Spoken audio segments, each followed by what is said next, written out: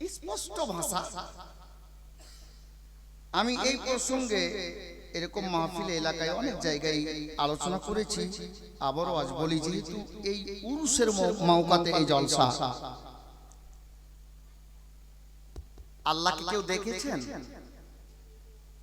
কেউ দেখেছেন?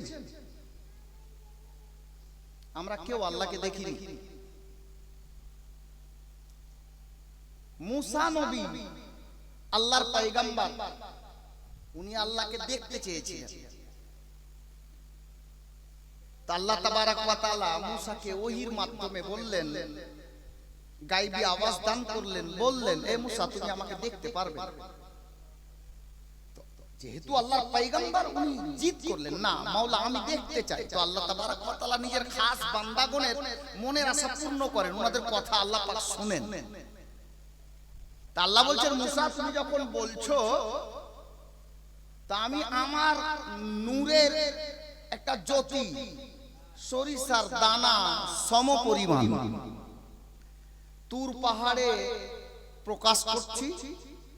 তুমি যদি ওই নূরের তাজাল্লি দেখতে পারো, সইতে পারো, তাহলে তুমি আমাকে দেখতে পারবে। মুসা নবী গেলেন 40 জন সঙ্গীকে নিয়ে, তুর পাহাড়ের নিচে 40 জন সঙ্গী থাকলো, আর হযরতে মুসা আলাইহিস সালাম উপরে গেলেন তুর পাহাড়ে। আল্লাহ পাক নিজের নূরের, খাস নূরের তাজাল্লি যখন জাহির করলেন, প্রকাশ করলেন, তো ওই নূরের আলোর তাজাল্লি পাওয়া এত বেশি ছিল যে তুর পাহাড় পুড়ে গেল। আর মুসা নবী অজ্ঞান হয়ে পড়লেন, সইতে পারলেন না। উনি যে 40 জন সঙ্গী পাহাড়ের নিচে দাঁড়িয়ে ছিলেন, ইনারাও অজ্ঞান হয়ে গিয়েছিলেন। আমি বুঝাতে চাইছি, হযরতে মুসা নবীও আল্লাহকে দেখেননি। যদি আল্লাহকে কেউ দেখেছেন, তো আমাদের নবী মেরাজের রাতে ডাইরেক্ট বিনা হেজাবে, বিনা পর্দায় আল্লাহ তাবারক ওয়া তাআলাকে মাহবুবে খোদা, সারা কায়নাতের মালিক ও মুখতার, সমস্ত পয়গম্বরদের সরদার, শাফাতের কান্ডার, রহমতের ভান্ডার, দয়ার অবতার, মা আমিনার লাল মরুর দুলাল জনাবে মুহাম্মাদুর রাসূলুল্লাহ সাল্লাল্লাহু তাআলা আলাইহি ওয়াসাল্লাম আল্লাহকে ডাইরেক্ট দেখেছেন, তাছাড়া কেউ দেখেননি। আমি একটু মেজাজ তৈরি করছি। এবার আপনারা বলেন তো, কোরআনের তাফসীর কারক উনি বলছেন, ইয়া আইয়ুহাল্লাযীনা আমানুত্তাকুল্লাহ, হে ঈমানদারগণ তোমরা আল্লাহকে দেখে ভয় করো। প্রশ্ন যাচ্ছে, আল্লাহকে আমাদের নবী ছাড়া কেউ দেখেননি। আর এই আয়াতে কারিমার অর্থ বের হচ্ছে, এই ঈমানদারগণকে বলছেন তোমরা আল্লাহকে দেখে ভয় করো। এর মানে কি? আল্লাহকে তো নবী ছাড়া কেউ দেখেননি 18,000 মাখলুকাতে।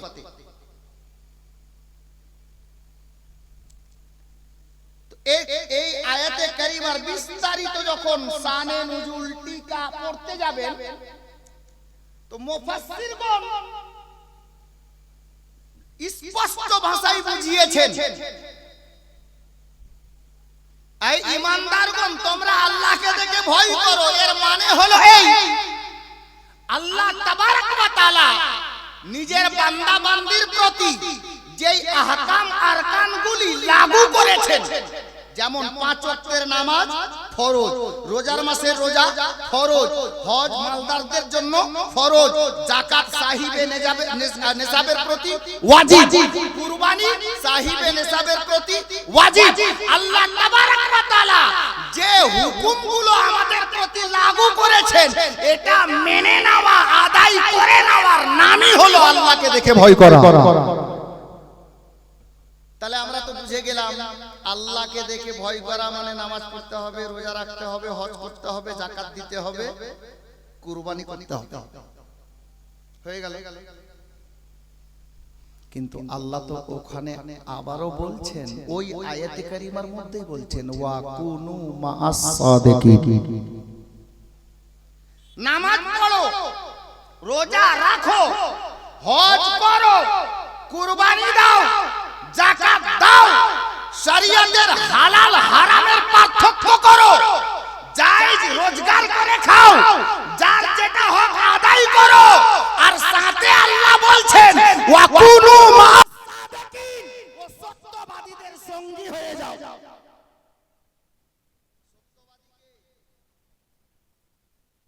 সত্যবাদীকে খোঁজ করতে হবে। আসমাউল কি না, সারা দিনে যদি 100টা কথা বলে তো 98টা কথা মিথ্যা বলে। কে? আমাদের এলাকার মাস্টার মশাই। জি না, সকাল থেকে নিয়ে সন্ধ্যা পর্যন্ত যদি 1000 কথা বলে, খোঁজ করে দেখবেন 800টা মিথ্যা বলেছে। তাহলে সত্যবাদী আসমাউলের মতো দুপাতা পাড়নেওয়ালা ছেলে হতে পারলো না। একজন মাস্টার হতে, ডক্টর হতে পারলেন না, ব্যবসায়িক হতে পারলেন না, কাজকর্ম করনেওয়ালা হতে পারলেন না। হয়তো বা হাজারে খোঁজ করলে এক একটা হতে পারে, যাকে আল্লাহর ওলি বলা হয়। তাতেও আবার সন্দেহ আছে, হতেও পারে নাও পারে, হতেও পারে নাও পারে। কিন্তু একটা জাত আছে দুনিয়াতে, আপ পয়েন্টে আসছে শুনুন, একটা জাত আছে দুনিয়াতে 1400 বছর আগে থেকে চলে আসছে, যে জাতে গ্রামের নাম হলো আলে নবী আওলাদে আলী। নবীর আওলাদ আলে নবী, মাওলা আলীর ঘরানা, যারা দরকার পড়লে ওয়াদা করে নেই হাত দেব না, গলা কাটিয়ে দেব, তো তুলুন 1400 বছর আগের তারিখ। মাওলা আলীর বেটা, নবীর নওয়াসা, আলে নবী আওলাদে আলী শহরে মদিনাকে আলবিদা জানিয়ে মক্কায় যাচ্ছেন, মক্কা থেকে কুফায় যাচ্ছেন, কারবালার ময়দানে গিয়ে 6 মাস আগে ওয়াদা করেছিলেন মদিনা ছেড়ে দেব, মক্কা ছেড়ে দেব, হাত ইয়াজিদকে দেব না, গলা কাটিয়ে দেব।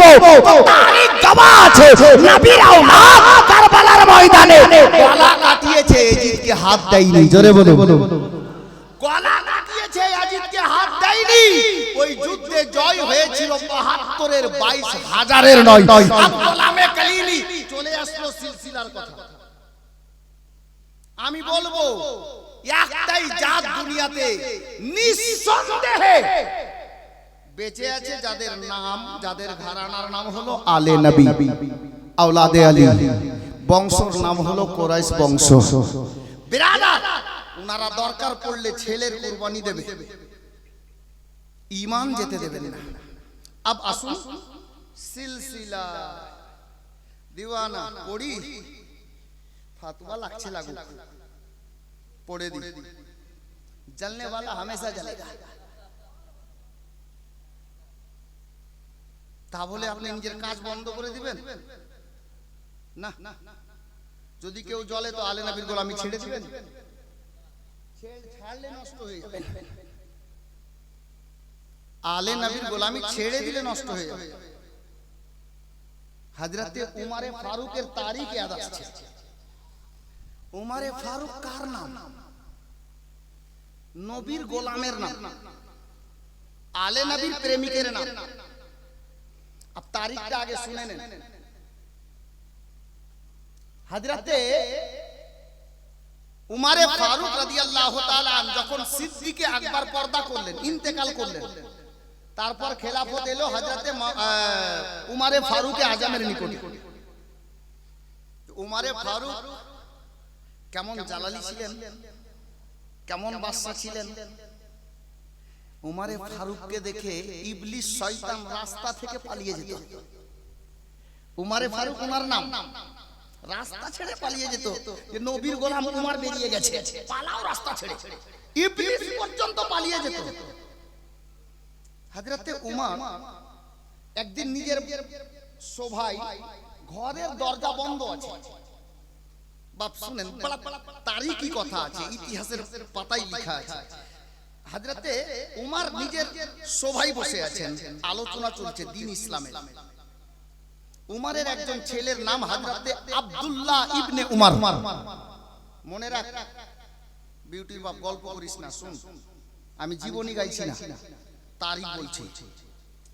হযরতে আব্দুল্লাহ ইবনে উমর, উমরের ছেলের নাম আব্দুল্লাহ। হযরতে আব্দুল্লাহ উনি বাড়ি থেকে বেরিয়ে আসলেন, আব্বার সঙ্গে কিছু দরকারি কথা আছে। বাপ বেটার হতে পারে, পারিবারিক কিছু আলোচনা তো থাকতে পারে, বা কিছু দরকার পড়তে পারে। আপনি বাড়ি থেকে বেরিয়ে দোকানে এসে বসে আছেন, আপনার 5 বছরের বাচ্চা মাকে বলছে পয়সা দাও, মা বলছে আমার কাছে নাই বেটা, তোর বাবা বাইরে আছে, দেখ বাচ্চাটা কি করবে? মা যদি বলে দেয় যা ডাক্তারের দোকানে বসে আছে, তো বাচ্চা তো ঠিক বেরিয়ে সোজা ওখানেই যাবে, বাড়ি থেকে গিয়ে আব্বাকে বলবে আব্বা পয়সা দাও, কুরকুরি নিব। বাচ্চা। হযরতে উমর নিজের আদালতে বসে আছেন, আর হযরতে আব্দুল্লাহ ইবনে উমর বাচপানা কোচি ছিলেন। উনি বেরোলেন, আব্বা বাড়িতে নেই, আব্বার আদালতে যাচ্ছেন। গিয়ে দেখছেন ঘরে দরজা বন্ধ। হযরতে আব্দুল্লাহ ইবনে উমর বাবার ঘরে দরজায় গেছেন, কিন্তু সাহস হচ্ছে না দরজায় আওয়াজ দি। বেটা সাহস হচ্ছে না দরজায় আওয়াজ দি, আর ভিতরে যাই। কি করলেন? ভয়ে আব্বাকে ডাক না দিয়ে দরজার বাইরে বসে গেলেন। আলোচনা চলছে ভিতরে। ঠিক কিছুক্ষণ পর মা ফাতেমার নূরে নজর, মাওলা আলীর জানের পিয়ারা, দয়ার নবীর নয়নের তারা, হযরতে শহীদে আজম তাজদারে কারবালা, হযরতে সৈয়দুস শুহাদা ইমাম হুসাইন নিয়ে আসছেন। ওনারও বাচপানা। হযরতে হুসাইন এলেন, আব্দুল্লাহকে বলছে আসসালামু আলাইকুম ইয়া ইবনে উমর। উমরের বেটা আব্দুল্লাহকে সালাম দিলেন কে? হযরতে ইমাম হুসাইন, সমবয়স্ক, 19-20 বয়স। হযরতে ইমাম হুসেন বলছে আব্দুল্লাহ কি ব্যাপার ভাই, বাইরে এখানে কি করছো? তো বলছে আব্বার সঙ্গে একটু দরকার ছিল। তো ভাই হুসেন তুমি কি উদ্দেশ্যে? বলে তোমার আব্বার সঙ্গে আমি একটু দেখা করতে এলাম, দুটো কথা আছে। তা আমার হুসাইন জিজ্ঞেস করছেন আব্বা কোথায় তোমার আব্বা? বলে ভিতরে সবাই বসে আছেন, আদালতে বসে আছেন, আলোচনা চলছে, দরজা বন্ধ আছে। তো আমার হুসেন বলছে হ্যাঁ রে, তোর আব্বা ভিতরে আছে, তুই বাইরে থেকে আওয়াজ দিলি না দরজা খোলার জন্য? বলছে আমাকে ভয় লাগছে, আমি দরজা খুলতে বলতে পারিনি। হযরতে আব্দুল্লাহ ইবনে উমরের কথা, আল্লাহু আকবার। তো আমার হুসাইনকে বলছেন ভাই তুমিও তো এলে আব্বার সঙ্গে দেখা করতে, তো আব্বার দরজা বন্ধ আছে। আমার হুসেন বলছে থাক, আওয়াজ দিও না, বসে যাও। হুসাইন বলছে বসে যাও। আমার হুসাইন বসে গেলে, আব্দুল্লাহ বসে গেলে। এবার আব্দুল্লাহ আর ইমাম হুসাইনের আলাপ চলছে যে দরজা খুলবে তখন দেখা করব, কথা হবে। গোলামে কালিমি আলে নবীর শান বলছি শোনো। হযরতে উমরে ফারুকের দরবার, হযরতে উমরে ফারুক, ওই উমর যাকে দেখে ইবলিস পালিয়ে যেত, হযরতে উমরে ফারুকের আলোচনা সমাপ্ত হচ্ছে। দরজা যেমনই খুলছে, একদিকে বেটা আব্দুল্লাহ দাঁড়িয়ে আছে, অপরদিকে নবীর নাতি সৈয়দুস শুহাদা ইমাম হুসাইন বাচপানা ছিল। হযরতে ইমাম হুসাইনের শৈশব চলছিল, হুসাইন দাঁড়িয়ে আছে। হযরতে উমর বলছেন, উমর ইবনে খাত্তাব বলছেন ওগো মা ফাতেমার নূরে নজর, ওগো মাওলা আলীর নয়ন তারা, ওগো দয়ার নবীর পিয়ারা নাতি হুসাইনে পাক, আপনি দরজায় দাঁড়িয়ে কবে আসলেন? তো আমার হুসাইন বলছে ইমাম হযরতে উমরে ফারুক আজমকে যে আমি বহুক্ষণ আগে এসেছি।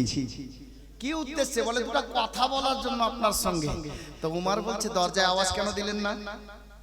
দরজায় আওয়াজ কেন দিলেন না? হযরতে ইমাম হোসেন বলছে, ওগো উমারে ফারুক, আমার নানার চাহিদা সাহাবী, হ্যাঁ, আমি এই জন্য আওয়াজ দিই যে আপনারই ছেলে আপনার সঙ্গে দেখা করার জন্য বসে অপেক্ষা করছে, যার জন্য আমি আর ওই শোভার চলাকালীন আমিও মনে করলাম না যে আওয়াজ দেওয়াটা ভালো হবে, যার জন্য আমিও পাশে বসে গিয়েছিলাম। এখানে বসে আমরা গল্প করছিলাম। আল্লাহু আকবার কবীরা।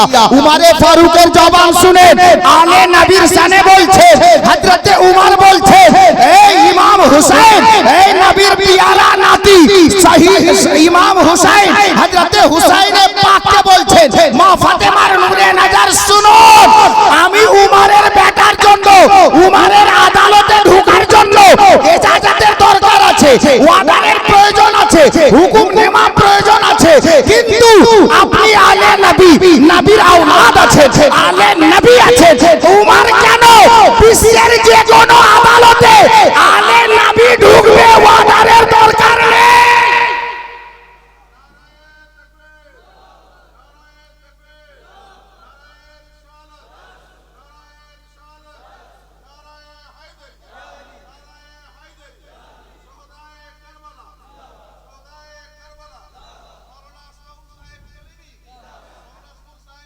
হযরতে উমরে ফারুক আযম রাদিয়াল্লাহু তাআলা সারা জগৎকে এটাই শিক্ষা দিচ্ছেন, আমিরুল মুমিনিন হয়ে, হযরতে কেরামি উম্মতের মুহাদ্দির একজন রাহবার হয়ে, খলিফা হয়ে, যে আলে নবীর জন্য পারমিশনের দরকার নাই, আলে নবীর শান আল্লাহ এত উঁচু করেছেন, যাদের তাজকিরা আল্লাহ কোরআন পাকে করে দিয়েছেন। জোরে বলুন সুবহানাল্লাহ।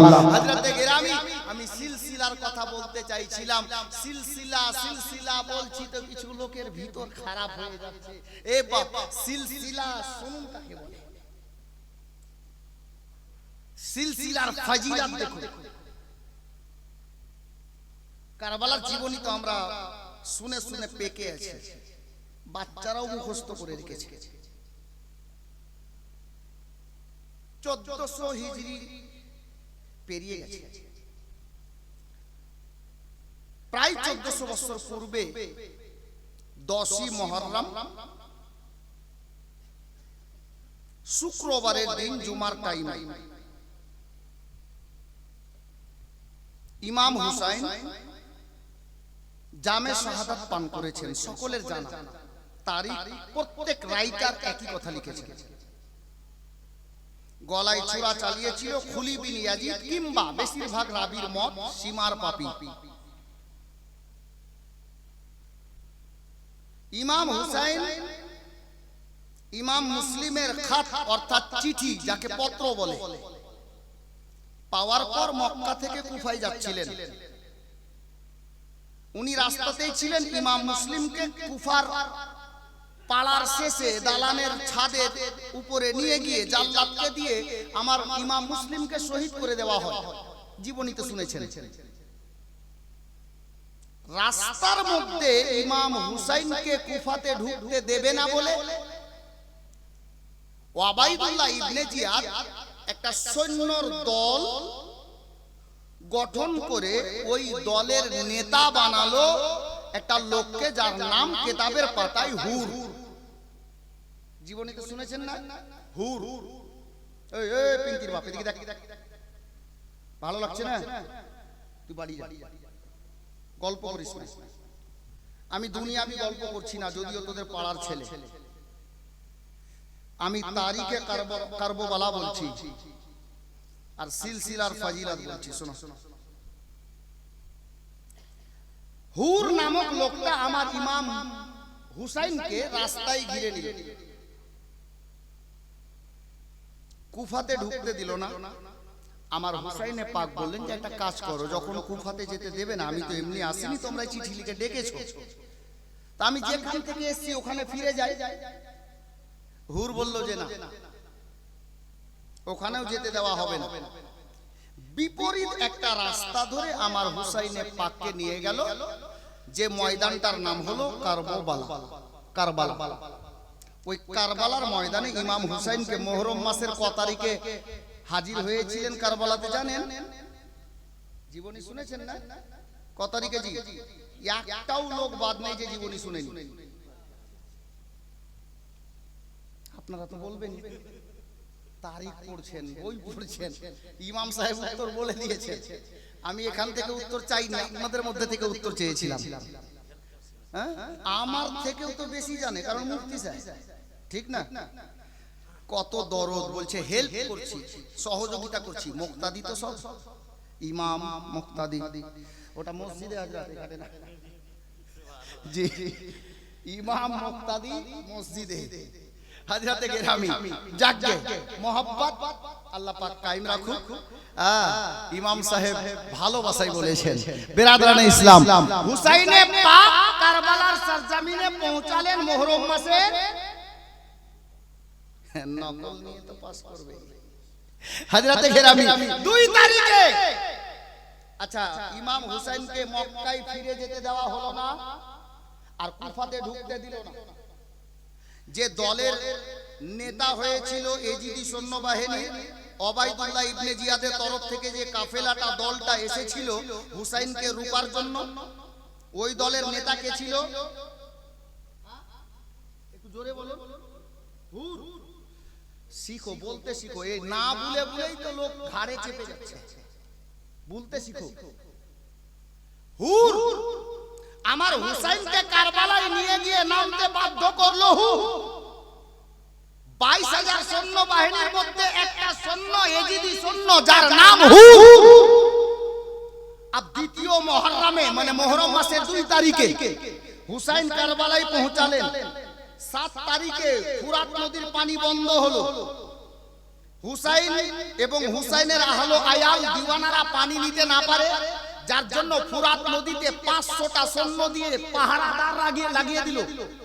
500টা সৈন্য, 72টা লোক পানি নিতে না পারে, যার জন্য 500টা সৈন্য। তাদেরকেও ভয় আছে যে হাজরাতে ইমামে কাসিম 19 বছরের জওয়ান আছে না, যদি এক কাতরা পানি কাসিমের হুলকুমে চলে যায়, 22,000 না 22 লক্ষ ফেল হয়ে যাবে। কারণ হাজরাতে ইমামে কাসিমের দেহের মধ্যে হাজরাতে হাসানে মুজতাবার পবিত্র খুন বিরাজমান আছে। মাওলা আলীর পোতা আছে, শেরে খোদার নূরে নজর আছে। হাজরাতে গেরামি আমার ইমাম হুসাইন রাদিয়াল্লাহু তাআলা আন আশুরার রাত যখন গত হলো, আমি সামটাচ্ছি কথাকে, সিলসিলার উপকার বলছি ভাই। গোলামে কালিমি যে কোনো সিলসিলার আছেন, যদি সিলসিলার দরদ আছে, কসম খোদার চুপ থাকতে পারবেন না। পয়েন্টটা নোট করিয়েন, দরকার পড়লে আপনি কাল কিতাব খুলে পড়িয়েন, না পারবেন তো ইমাম সাহেবের কাছে মসজিদে গিয়ে বুঝিয়েন। হাজরাতে গেরামি আমি বলতে চাইছি, হুর নামক লোকটা আমার হুসাইনকে কারবালায় নামিয়েছে এনে। এখন এই হুর আছে এজিদি দলের মধ্যে। মুআজ্জাজ মুহতারাম 10ই মুহররম সকাল বেলাতে হুসাইনে পাক সর্বপ্রথমে কারবালার ময়দানে গেলেন। কারবালার ময়দানে দাঁড়িয়ে হুসাইনে পাক খুতবা দিলেন। আমার হুসাইনের বক্তব্য 22,000 সৈন্য এজিদি সৈন্য বাহিনী শুনতেছে। মুআজ্জাজ মুহতারাম তারিখ দেওয়া আছে, আজও তারিখে লেখা আছে যে হুর নামক লোকটা 22,000 সৈন্য বাহিনীর মধ্যে একটা সৈন্য এজিদি দলের মধ্যে রয়েছে। সবার চোখে তো পানি ছিল। হযরতে ইমামে পাকের বক্তব্য শ্রবণ করে হুরের অন্তর গলে গেল। হযরতে ইমাম হুসাইনকে আল্লাহু আকবার এত দিলে জায়গা দিয়ে দিলেন। হযরতে হুর আপনার কি করলো? হুর 22,000 সৈন্যকে ছেড়ে দিয়ে, ওদেরকে দলকে ছেড়ে দিয়ে দৌড় দিয়ে এসে আমার হুসাইনের কদমে পড়ে বলছে, আকা হুসাইন, যা করেছি ভুল করেছি, ক্ষমা করুন, আপনার গোলামিতে কবুল করুন। জোরে বলুন। 22,000 সৈন্যকে ছাড়লো, পয়েন্ট নেন। 22,000 সৈন্যকে ছাড়লো, হুসাইনের দলে এলো হযরতে গেরামি। বিরাদরানে ইসলাম, ওই হুর যে হুসাইনকে কারবালায় নামতে বাধ্য করেছিল, এজিদি সৈন্য দলের মধ্যে থেকে, এজিদি দলের মধ্যে থেকে দলের নেতা হয়ে এসেছিল। আজকে আমার হুসাইনের বক্তব্য শুনে আলে নবীর গোলাম হয়ে গেল, আওলাদে আলীর গোলাম হয়ে গেল, হুসাইনের দামানে চলে গেল। তো হযরতে হুরকে আহলে সুন্নাত ওয়াল জামাতের সমস্ত উলামায়ে আহলে সুন্নাত জান্নাতি বলে ঘোষণা করেছে। কখন বলবেন? জোরে বলুন। হুর ইয়াজিদি দলে ছিল, জাহান্নামীদের মধ্যে ছিল, হুসাইনের গোলাম হয়ে গেল, নবীর ছায়াতে চলে এলো, হযরতে হুর জান্নাতে যাওয়ার রাস্তা পেয়ে গেল। হযরতে হুর জান্নাতে যাওয়ার রাস্তা পেয়ে গেল।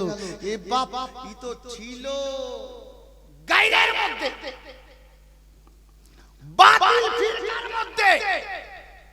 কালমা তো নবীরই পড়েছিল, কালমা নবীরই পড়েছিল, কিন্তু ছিল ভুল পথে, আলে নবীর দামানে চলে এলো, তো হুর জান্নাতে যাওয়ার রাস্তা পেয়ে গেল। বলতে এটাই চাইছি, যতক্ষণ লোক পথভ্রষ্ট হয়ে থাকবে, এই জান্নাতের সুগন্ধিও পাওয়া যাবে না যতক্ষণ আলে নবীর দামানে না আসবে। হযরতে হুর আলে নবীর গোলামি পেয়ে গেল, হুসাইনের সিলসিলা পেয়ে গেল। তো হযরতে হুরকে সবাই জান্নাতি বলে জেনে গেল, সোহদা বলে জেনে গেল, শহীদ বলে জেনে গেল। আল্লাহর ফেরেশতারাও হযরতে হুরের মোহাব্বতকে সালাম করতে লাগলো। গোলামে কালিমি এজন্যই পড়েছিলাম, এজন্যই পড়েছিলাম কি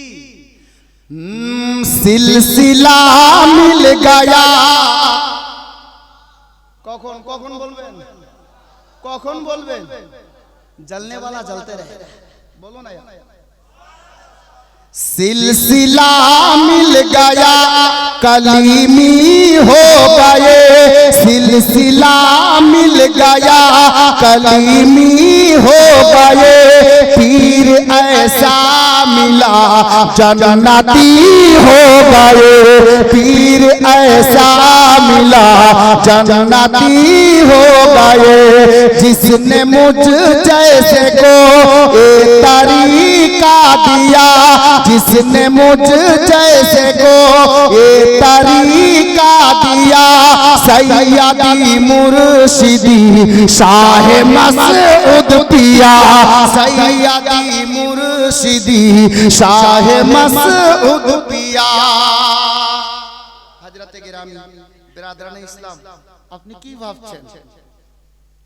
সিলসিলা দেখে, আলে নবীর তাজকিরা শুনে আজকাল কিছু মৌলবি জ্বলছে না?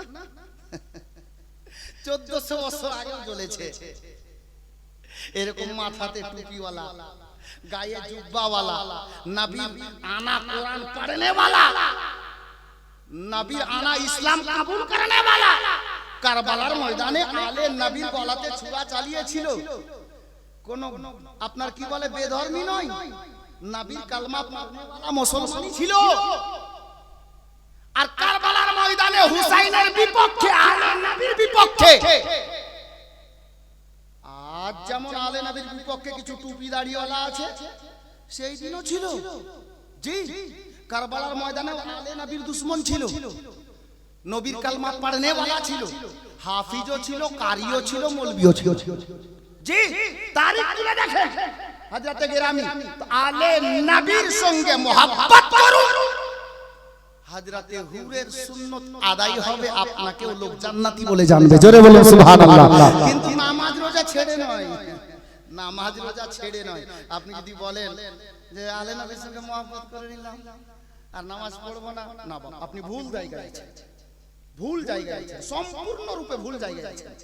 জি, আলে নবীকে দেখেন কারবালার ময়দানে তালোয়ারের নিচে গলা, তবুও আমার নবীর আওলাদ সাজদায় আছেন। জোরে বলুন সুবহানাল্লাহ।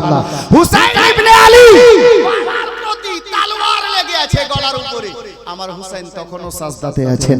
সারা জগৎকে এটাই বলে দিচ্ছেন, এই আমার নবীর চাহনে ওয়ালারা, এই আমার নবীর দিওয়ানারা, এই হুসাইনকে ভালোবাসনে ওয়ালারা, হাজারটা মুসিবত চলে আসুক, কেটে যাক না কেন, নামাজ ছাড়িও না, নামাজ ছাড়িও না। আমার নবীর আওলাদ এটাই আমাদেরকে শিক্ষা দিয়ে গেছেন। বিরাদরানে ইসলাম, মুআজ্জাজ ও মুহতারাম, বুঝতে পেরে গেছেন যে সিলসিলার অন্তর্ভুক্ত হলে লোক আপনাকে প্রেমিক বলে জানবে, জান্নাতি বলে জানবে। হযরতে হুরের মতো ইশক জজবা তৈরি করুন, ইনশাআল্লাহ তাআলা কামিয়াব আপনিও হবেন। এরকম দেওয়ার মতো দলিল তো অনেকটা আছে, ওদিকে যাচ্ছি না। দুলহা মিয়ার উরুসে এসেছেন, দুলহা মিয়া কে ওটা জানতে হবে। দুলহামিয়া আলাইহির রহমা, ওনার আসল নামটা হলো মোহাম্মদ হুসাইন উর্ফ দুলহামিয়া, লাকাব দুলহামিয়া। ওনার বাবার নাম হযরতে সৈয়দ আব্দুল্লাহ আলাইহির রহমা। দুলহামিয়ার আব্বার নাম।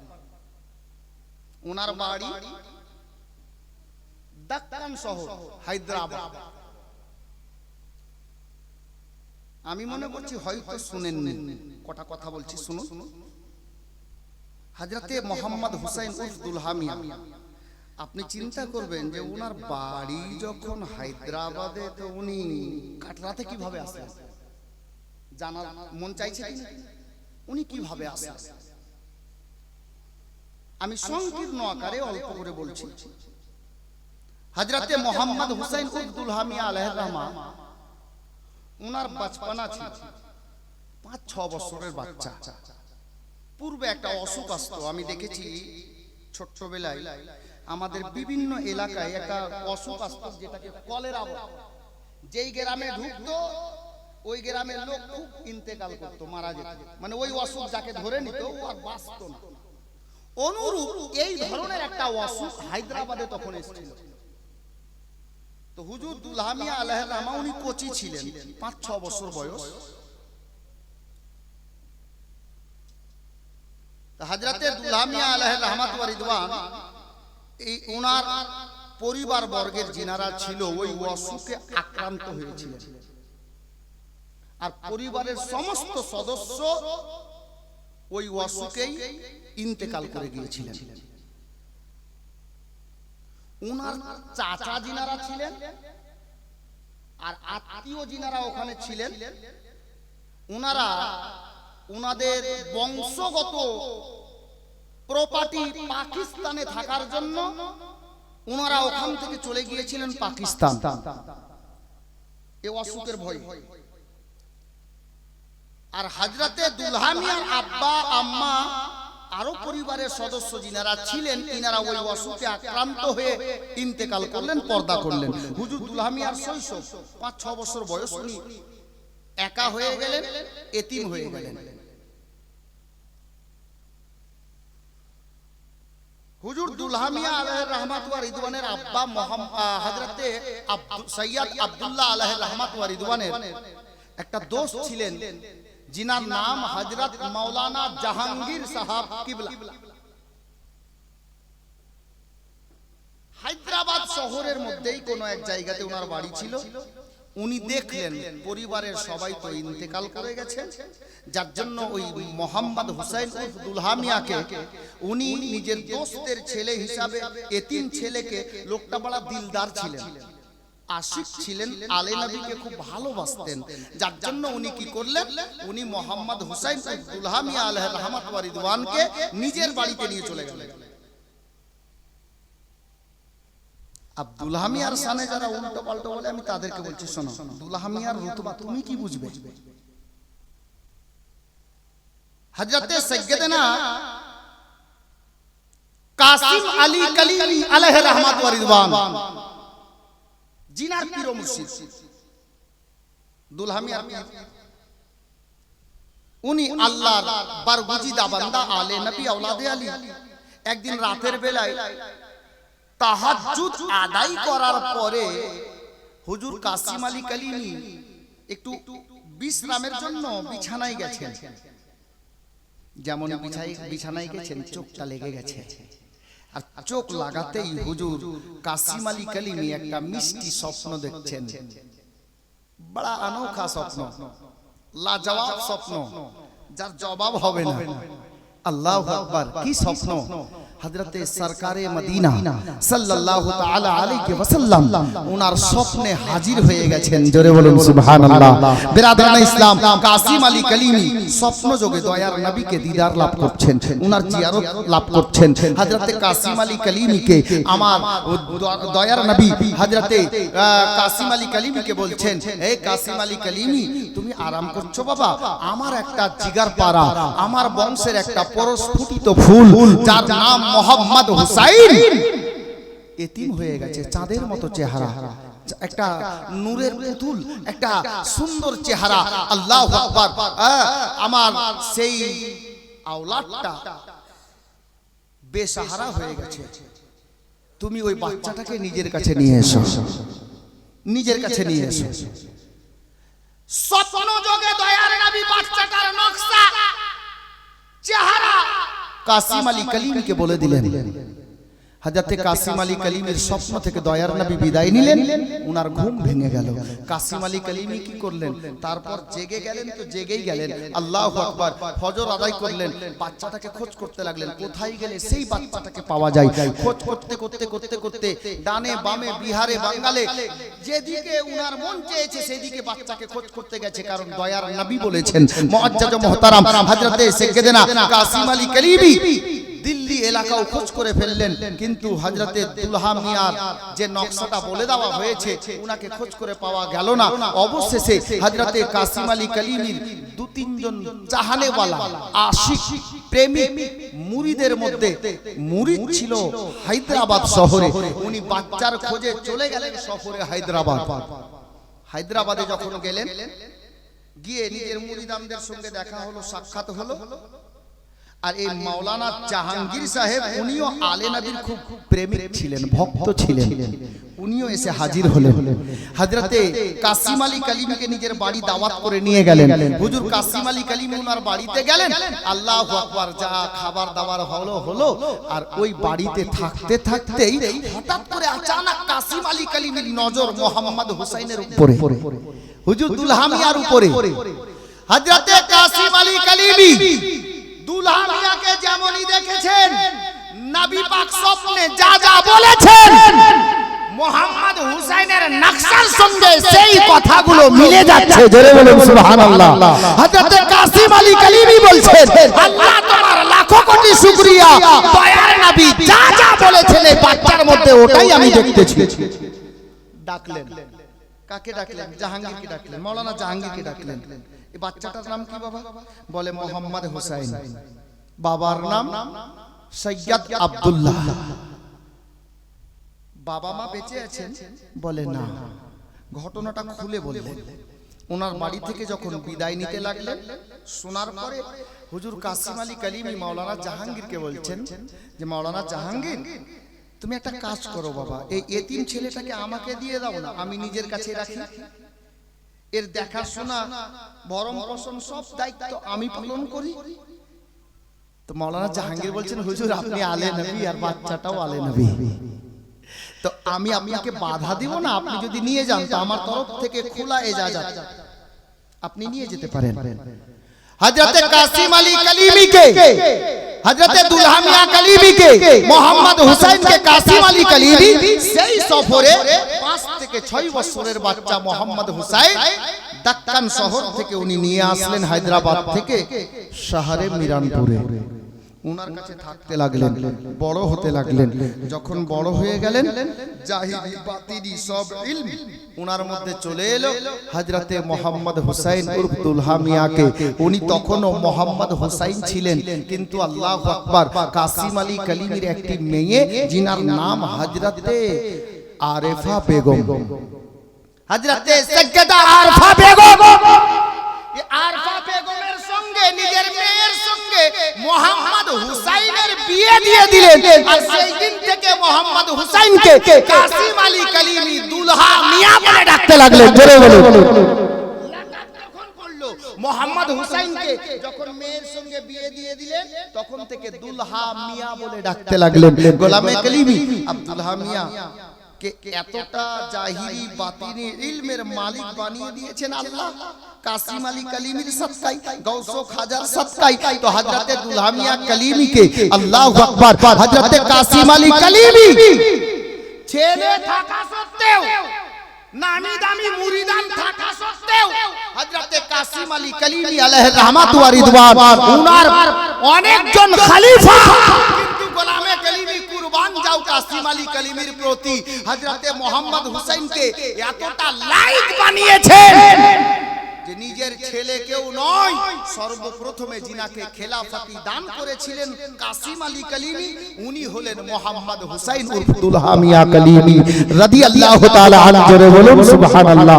বিরাদরানে ইসলাম, আজকে এত বৃষ্টি হয়ে যাওয়ার পরেও হযরতে দুলহা মিয়ার উরস উদযাপিত হচ্ছে। গত রাতে দুলহা মিয়ার উরস উপলক্ষে আমার জলসা ছিল আপনার রাজমহল ঝাড়খণ্ডের মধ্যে। বৃষ্টি ওয়েদারের জন্য জলসাই ক্যান্সেল। কিন্তু এই ছেলেদের কিসমত দেখুন, আমাদের এই এলাকার কালিমি দিওয়ানাদের ভাগ্য দেখুন, আল্লাহ ওয়েদার ভালো করেছেন, জলসা কামিয়াব হচ্ছে। মুআজ্জাজ বলুন তো এই জলসাটা আমি বলছিলাম এই জলসা গত বছর থেকে আরো সুন্দর লাগছে। আর মাশাআল্লাহ লোক ও চতুর্দিকে ভালো বসে আছেন। এত বৃষ্টি হওয়ার পরেও এখানেই বুঝতে পারা যাচ্ছে জলসা কামিয়াব। এই ওয়েদারে এতগুলো লোক, আরে কোন কোন মাহফিলে দেখি বক্তা ইন্টারন্যাশনাল, কিন্তু 40 আর জলসার মতো লোক। এটা ফাইজানে কালিমি।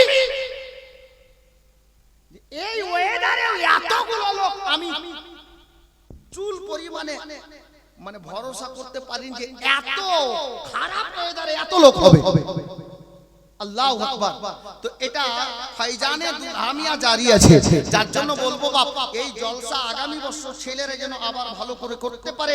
যার জন্য আমি বলবো পাঞ্জাতানের ওয়াস্তায় 5টা লোককে